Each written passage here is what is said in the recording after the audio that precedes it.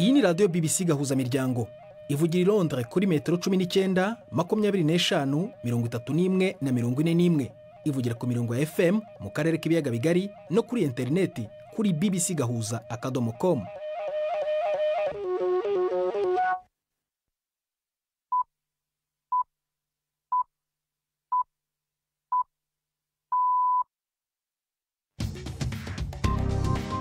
Ubu ni saa 10 n'igice ku isaha mpuzamahanga ya GMT, ni saa 12 n'igice ku masaha yo mu Rwanda no mu Burundi. Muri studio muri kumwe na Prudence Ngiyumva. Wiriwe hoteza amatwi BBC gahuza miryango aho uri hose ku isi, kaza kuri radio kuri bbcgahuza.com, kuri Facebook live mu buryo bw'amashusho no ku mirongo migufi ya shortwave. Tori ingingo z'ingenzi z'amakuru turambora mu kanya kuri uyu wa mbere tariki ya 24 z'ukwa gatatu. Minisiteri y'ubuzima muri Palestine iravuga ko abantu babiri bishwe n'igitero cyo mu kirere cyagabwe na Israel ku bitaro by'i Gaza kigambiriye ibiro bya Hamas. Mu Rwanda rwiyemeza mirimo Valence Ruhora imbere akaba n'impuguke mu bumenyi bw'imirire aravuga ko imigati n'amandazi azayitehesha agaciro mu Rwanda. Byatangiye gute? Ibihaza bihari ni byinshi cyane. Nari maze kureba mbona ibihaza birangirika, ariko ntekereza icyo nabikoramo, ariko ntekereza n'ikindi cyakorwa kugira ngo ntazabikora nka buri soko. Urabona ibihaza niba bisaruye ntabwo bishobora kurenza amezi 3. Iyo batabikomerekeje bishobora kugira byibuze maximum n'amezi 5-6. Mu Burundi ho ibura ry'inzoga zikorerwa mu gihugu zikomeje gutera ingaruka kuri bamwe mu bacuruzi. Hari navugwa mu mikino.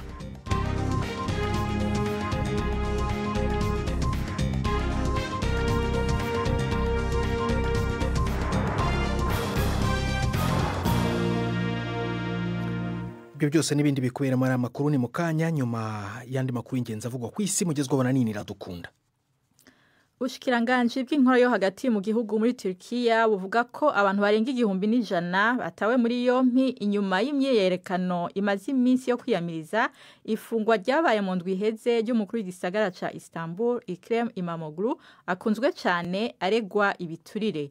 Abari mu myeyerekano barenga 70 bafashwe mu ijoro ryakeye hanze y'igisagara ca Istanbul. Igipolisi kandi cafashe abanyapolitike bagendera ku matwara y'intwaro ishingiye ku gusabikanya ubutunzi, abashingwa manza n'abanyamakuru n'imiburiburi 10 mu mukwabu wabaye mu gaturuturu.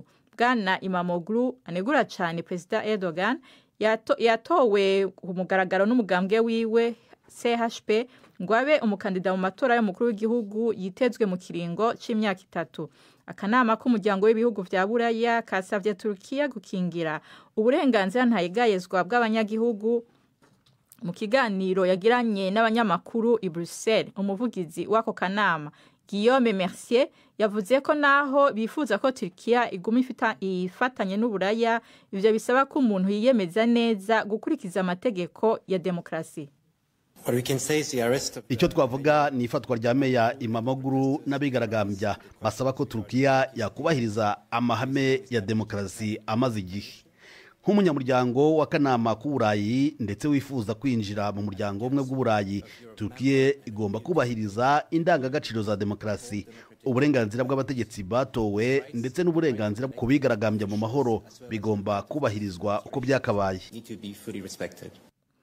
Angola ivuga ko itakira umuhuza mu ntambara iri mu buseruko bwa Republika ya Demokarasi ya Kongo. Mu myaka 2 iheze umukuru w'igihugu ca Angola Joao Lourenço yagerageje gushika ku masezerano y'agahengwe kugira ngo intambara ziri hagati y'abagwanyi ba M23 bashigikiwe n'u Rwanda n'ingabo za Kongo zihere.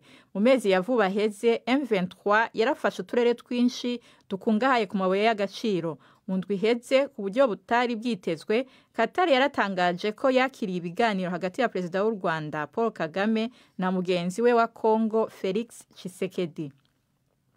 Umuyobozi w'ishiramwe mpuzamakungu rijejwe kurwanya umugera wa SIDA UNAIDS Winnie Byanyima avuga ko kugabanya amafaranga Amerika yahora itanga bizotuma abantu 200,000 bashasha bafatwa n'umugera wa SIDA ku munsi n'abandi bantu barenga 600,000 bazopfa mu myaka iri imbere.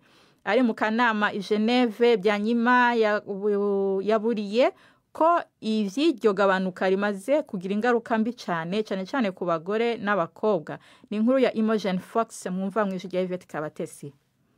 mu bihumbi 2004 agakoko gatera sida kisha abantu barenga miliyoni 2. Mu bihumbi 2023 umubare w'abapfa waragabanutse ugera ku bihumbi 600. Guhagarika imfashanyo kwa Amerika gushobora guhungabanya imyaka myinshi y'intambwe yamaze guterwa, bikaba byatuma ubwandu bwongera kwiyongera mu buryo budasanzwe. Gahunda z'ishami rya Loni rishinzwe kurwanya sida muri Afrika zahawe amabwiriza yo guhagarika imirimo mu kwezi kwa mbere, naho amavuriro afasha ababyeyi kutanduza abana babyaye yarafunzwe, ndetse ibigo byatangaga imiti ubu ntayo bigifite. Winnie Byanyima yatakambiye Leta Zunze Ubumwe za Amerika, ari nazo zazaga ku mwanya wa mbere mu gufasha kurwanya sida ku isi, gusubira ku cyemezo cyayo, ndetse yizeza Perezida Trump icyo yagaragaje nk'amasezerano yo kwiyemeza kumenyekanisha kuri miliyoni z'abantu umuti mushya w'urushinge wo kugabanya ubukana bwa sida wakozwe na Leta Zunze Ubumwe za Amerika. Abategetsi bo muri Amerika no mu Burusiya bahuriye muri Arabia Saudite mu gihe Perezida Trump abandanya gusaba ko intambara muri Ukraine ihera vuba. Abarusiya barashaka cyane gusura kuvyura amasezerano yo mu kiyaga cirabura yabafasha kurungika hanze ibifungurwa n'ifumbire kugira ihebe kugaba ibitero ku mato ya Ukraine. Abanya-Ukraine bari mu biganiro bavuga ko ibiyago byabo vyejo mwijoro vyari vyiza, vyibanda ku kurinda inzira y'ubwato no mu kiyaga gitukura. Kremlin yari yashatse korosha ibiganiro. Iyi mwumva ni BBC Gahuza Miryango. Israel yabandanyije gutera ibisasu i Gaza, igaba ibitero by'indege mu bibanza bitandukanye byo muri ako karere. Amazu, imisigiti n'amahema by'abateshejwe izabo n'intambara bivugwa ko byarashweko. Abajejwe amagara muri Palestina bavuga ko abantu baba 60 bishwe mu bitero bishasha. Bavuga ko abantu barenga 700 bishwe kuva Israel isubiye mu bikorwa bya gisirikare mu ndwi iheze. Ivyo bikaba byabaye nyuma yaho Israel yishe ku munsi w'Imana umurongozi azwi cyane mu muhari Hamas, byibazwa ko yari umwe muri babiri bari basigaye bagize ibiro bya politike vy'uyo muhari i Gaza. Igisata c'ishiramwe mpuzamakungu ONU kijejwe kwitaho abana UNICEF kivuga ko Sudani y'Epfo iriko irashikirwa n'ikiza ca kolera gikomeye kuruta ibindi vyose mu myaka 20 iheze. UNICEF ivuga ko mu mezi 6 aheze hari abantu barenga ibihumbi 40 bafashwe n'ico kiza, hagapfa bababa 700. Utwigoro two guhangana n'ico kiza twabangamiye n'umutekano muke wavuye mu ntambara zimaze amahinga menshi hagati y'ingabo za leta n'imigwi yitwaza ibigwanisho mu ntara ya Nile ya ruguru iri mu buraruko bushira ubuseruko bw'igihugu. UNICEF ivuga ko hafi y'icakabiri c'abantu bafashwe na kolera bari munsi y'imyaka 15. Prudent. Urakoze Nina iradukunda kuri aya makuru ya BBC.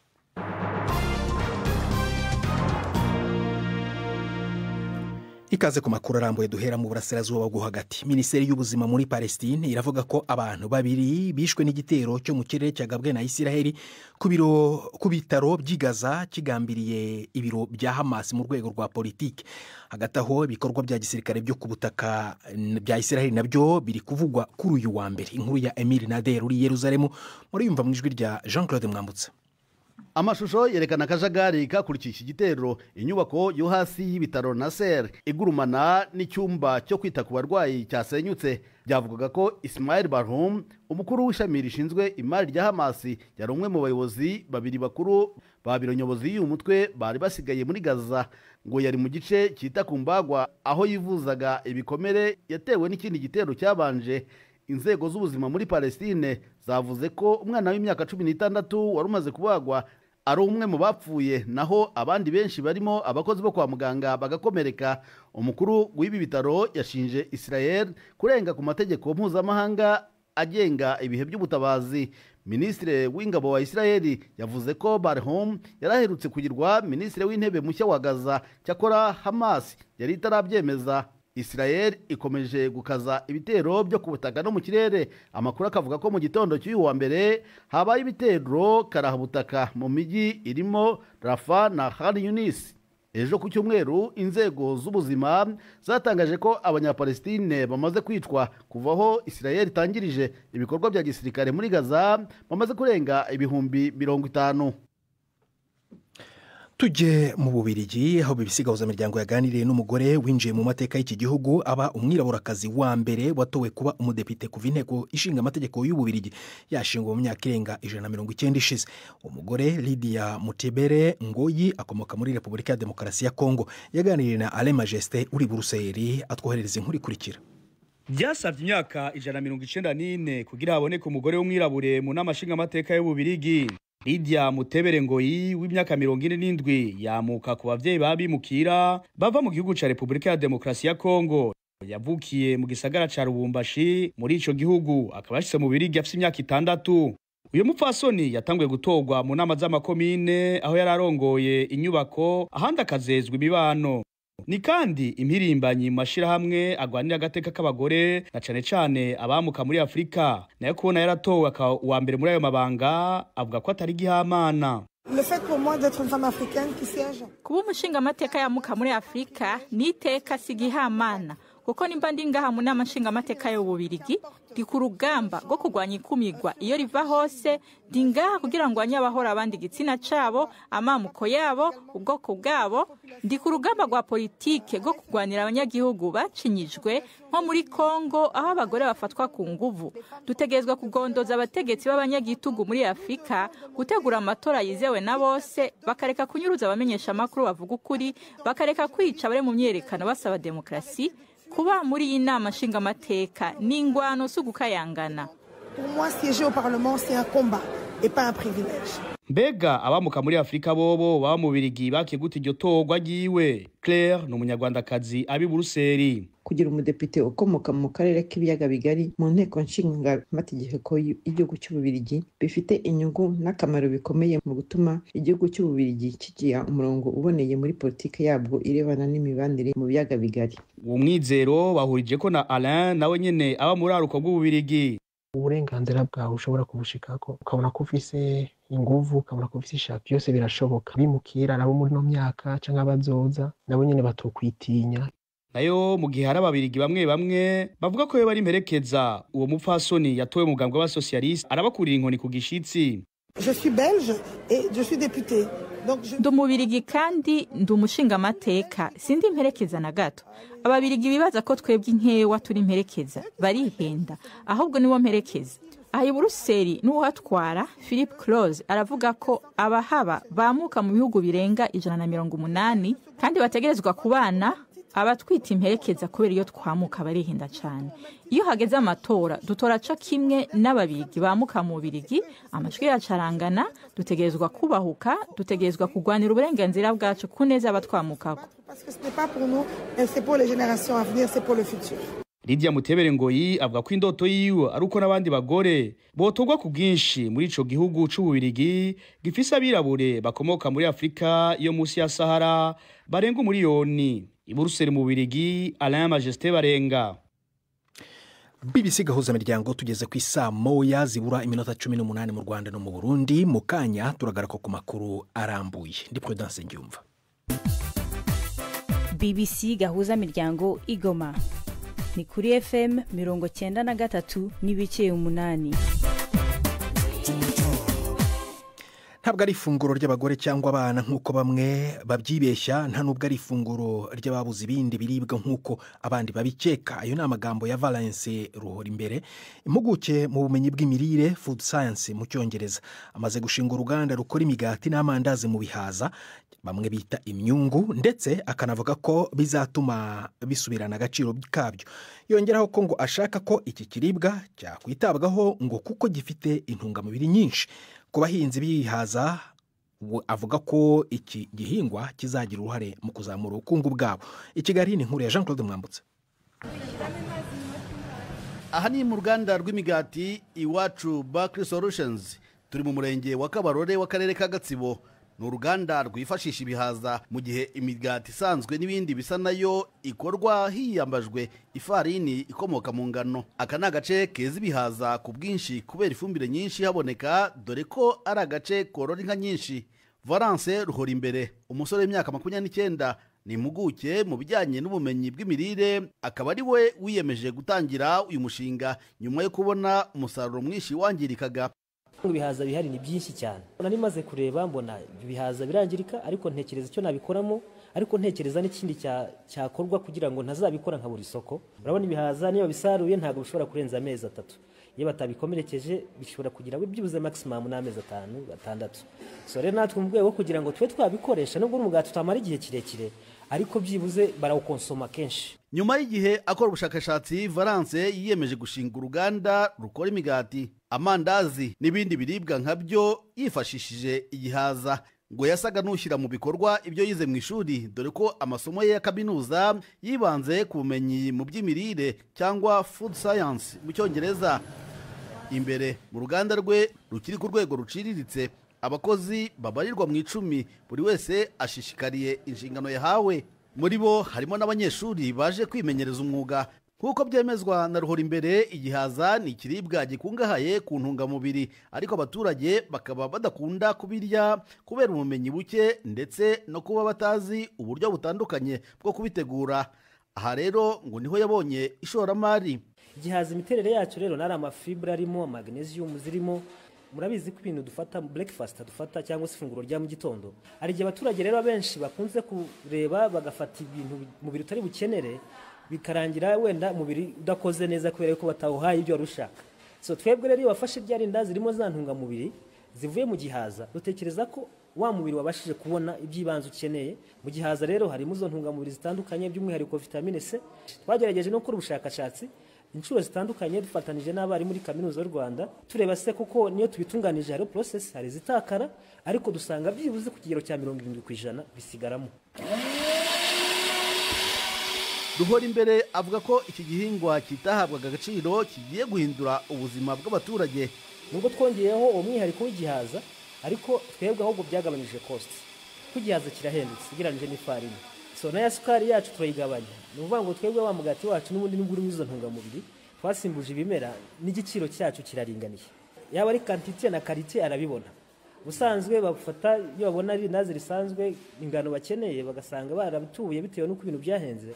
Twebwe rero dukoresha wa mwimerere utaduhenze, byo twakuye muri loko avuga mu baturage bisanzwe, n'ubundi biraduhendukira ndetse ugakora na yangano bakeneye bakakibona kirimo za ntungamubiri ndetse kitabahenze. Kugeza ubu isoko riracyari ritoya kuko abaturage batarumva agaciro k'iki gihingwa. Avuga ko akora ibiro bitarenze 350 ku munsi, mu gihe uruganda rufite ubushobozi bwo kuba rwakora imigati n'ibindi byagera kuri toni 3 ku munsi. Valence uvuga ko yamaze guhitamo akazi, avuga ko inzozi ze ari ngari. Uretse imigati n'ibindi bike akora, Valence ngo akomeje n'ubundi bushakashatsi ku buryo igihaza yakibyazamo n'amavuta yo guteka n'ibindi nk'imitobe.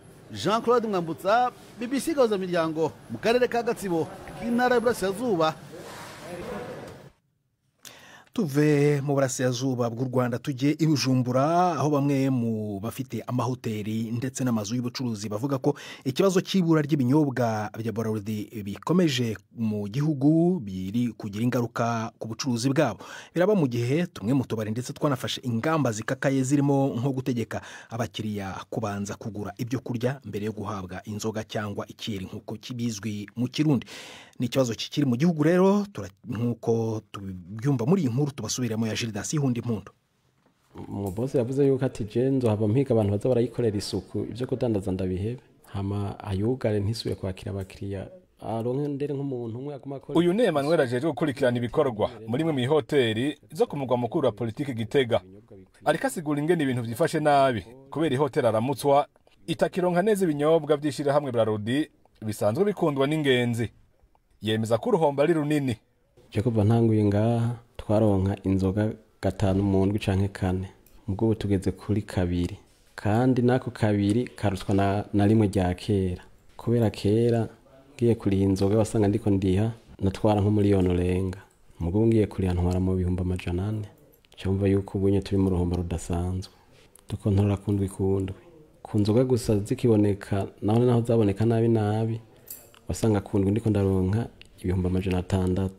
Mugo ubunye nta n'ibihumbi 100 ndonka. Kwizo turu zibiri usanga kwituri mu ndiko no guka 40-40-30. Iyi hoteli yarahavuye iragabanya abakozi kubera kuremerwa. Hakiri inzoga neza tukicugurura hari inzoga zikwiye twari dufise abakozi 8. Inzoga zigabanutse turagabanya dushika kuri 5.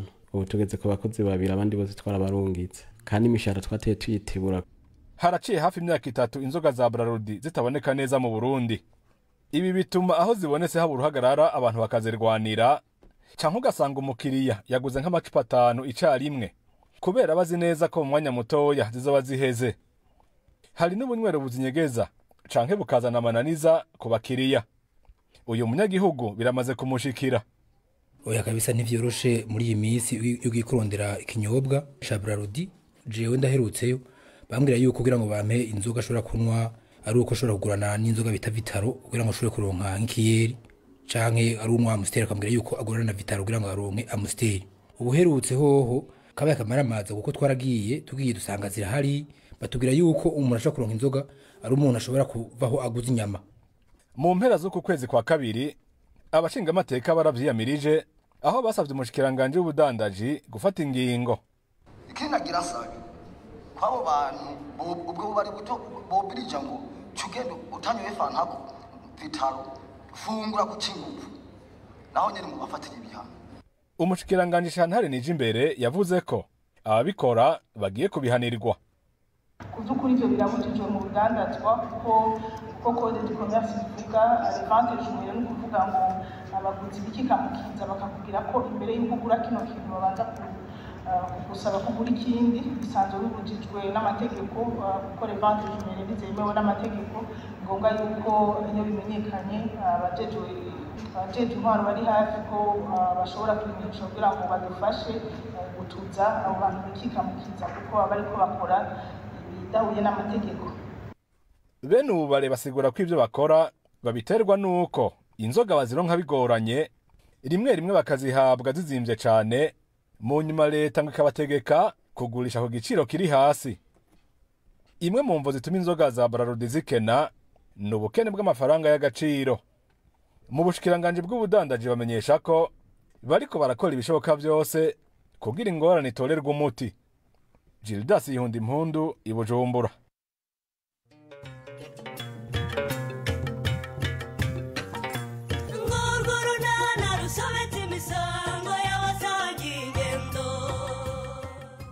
Mu kiganiro unana cyo kuri wa kabiri twabateguriye ntitwavuganye ko Stefano kwishyura amafaranga wamugurije.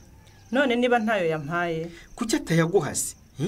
Uboyoboye ko ari amafaranga ari inkunga y'ingoboka yo kugufasha kwita ku mirire nk'umugore wonsa wo mu muryango ukennye koko. Azise ko bayaguhera kuyaguriza abaherwe nkawe. Harahagazwe mama we. Aha, ndabimenye mukobwa ja. Ni 12:45 kuri BBC. Sango nejo rero hano kuri BBC gahuza miryango reka ijambo noneho ndihe Yves Bucyana mu mikino. Imikino kuri BBC gahuza miryango. Mwireho neza mwese abateze amatwi BBC y'amakuru y'imikino ndayahera mu mikino y'amajonjora guhatanira itike y'igikombe cy'isi ku mugabane wa Afrika. U Rwanda ikipe y'igihugu Amavubi ku munsi w'ejo azakina na Lesotho ku kibuga cy'amahoro i Remera ni nyuma yo gutsindwa na Super Eagles ya Nigeria ibitego 2-0. Umukino wabaye ku wa gatanu. Itsinda rya gatatu ubu riyobowe na Bafana ya Afrika y'Epfo yo ku wa gatanu yatsinze Lesotho ibitego 2-0. Yahisigira amanota 10 ikurikiwe na Benin ifite amanota 8 nyuma yo kunganya na Zimbabwe 2-2. Amavubi ari ku mwanya wa gatatu n'amanota 7. Nigeria Super Eagles yazamuye amanota igira amanota 6 iri ku mwanya wa 4. Lesotho ifite amanota 5 ikaza ku mwanya wa gatanu, naho Zimbabwe ni ya nyuma n'amanota 3. Muri iryo tsinda kandi ku munsi w'ejo Benin izakina na Afrika y'Epfo, Nigeria ikazahura na Zimbabwe. Tugiye mu itsinda rya gatandatu ririmo ikipe y'u Burundi ntamba mu rugamba na Kenya Harambee Stars. Pierre-Emerick Aubameyang yarayatsinze ibitego 2 ubwo Gabo yatsindaga Kenya ibitego 2-1 mu gushaka itike yo kuzakina igikombe cy'isi. Ibi byatumye icyizere cya Kenya kujya mu gikombe cy'isi gitakara. Iyi ntsinzi irashyira Gabon ku mwanya wa mbere n'amanota 15 ikurikiwe na Cote d'Ivoire ifite amanota 13 nyuma yo gutsinda Burundi ku wa gatanu igitego 1-0. Uburundi ni ubwa gatatu n'amanota 7 mu gihe Kenya ifite amanota 6 iri ku mwanya wa 4 igakurikirwa na Gambia ifite amanota 4 naho Seychelles ni ya nyuma nta nota ifite. Iyi Seychelles ku munsi w'ejo ikazahura n'Uburundi, umukino ukazabera mu gihugu cya Maroc. Andi makipe mu karere ari muri rushanwa ni ikipe y'igihugu ya Uganda The Cranes ikina mu itsinda rya 7. Uganda iri ku mwanya wa 5 n'amanota 6 ikazahura na Guinea iri ku mwanya wa 3 n'amanota 7. Iri tsinda riyobowe na Algeria inganya amanota na Mozambique, ariko Algeria ikaza imbere kuko izigamye ibitego byinshi. Nkomereze mu mukino w'isiganwa ry'imodoka rya Kenya Safari Rally. Elfin Evans ukomoka mu gihugu cya Wales niwe watsinze irushanwa ryo gusiganwa ku modoka rya Safari Rally muri Kenya, akomeza kuyobora shampiyona y'isi y'isiganwa ry'imodoka ku manota 36 nyuma y'ibyiciro bitatu. Uyu mushoferi wa Toyota w'imyaka 36 y'amavuko yanditse insinzi ikurikiranye ku nshuro ya mbere, arangiza arusha umunota urenga imbere ya Estoni Ot Tanak we utwara imodoka ya Hyundai.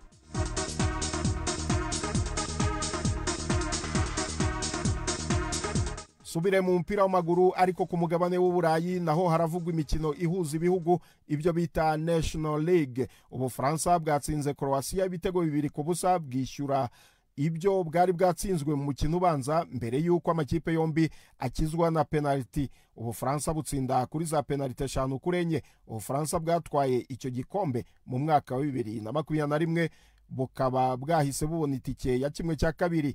Espanye nayo yabonye itike ya 1/2 isezereye Ubuholandi nayo kuri za penalty nyuma y'uko amakipe yombi anganyije ibitego 3-3. Rutahizamu Noah Lang w'Ubuholandi na Lamine Yamal wa Espanye bombi bahushije penalty zabo. Nyuma umunyezamu wa Espanye Unai Simeone akuramo penalty ya Daniel Malen ahesha ikipe ye itike ya 1/2. Espanye niyo ifite igikombe cya 2023. Ayo niyo y'imikino nari nabateguriye uyu munsi. Gendi Yves Bucyana. BBC gahuza miryango muri Afrika no kwisi yose.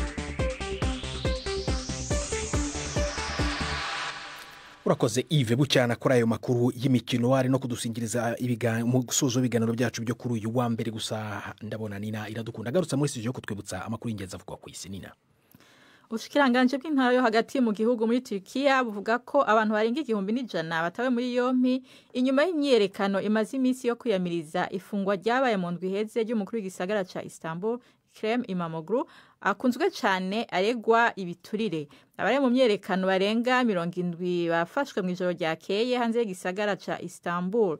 Igipolisi kandi cafasha abanyapolitike bagendera ku matwara y'intwari ishingiye ugusabikanya ubutunzi, abashingwa manza n'abanyamakuru n'imiburiburi 10 mu mukwabo wabaye mu gaturuturu.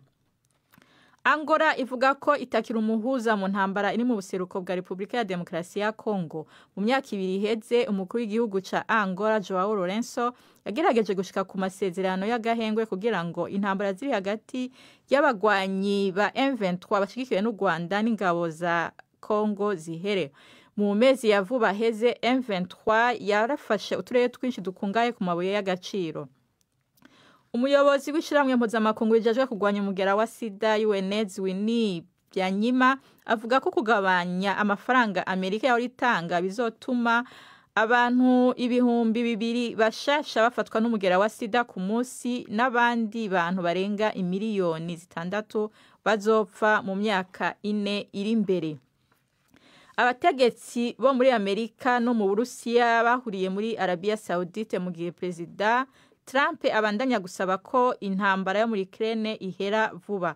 Abarusiya barashaka cyane gusubira kuvyura amasezerano yo mu kiyaga gitukura yabafasha kurungika hanze ibifungurwa n'ifumbire kugira ihebe kugaba ibitero ku mato ya Ukraine. Prudent. Urakoze Nina iradukunda kuri ayo makuru ya BBC. Nina wabwe rero usoje ibiganiro byacu byo kuri uyu mugoroba ushobora kongera gusanga kuri bbc-gahuza.com. Twadufashijwe na Paul Mason ku buhanga bw'ibyuma byari bibona ariko niyo nkuru Gendi Prudence Nyumba akoze guhitamo BBC Gahuza miryango. Uraraharyana.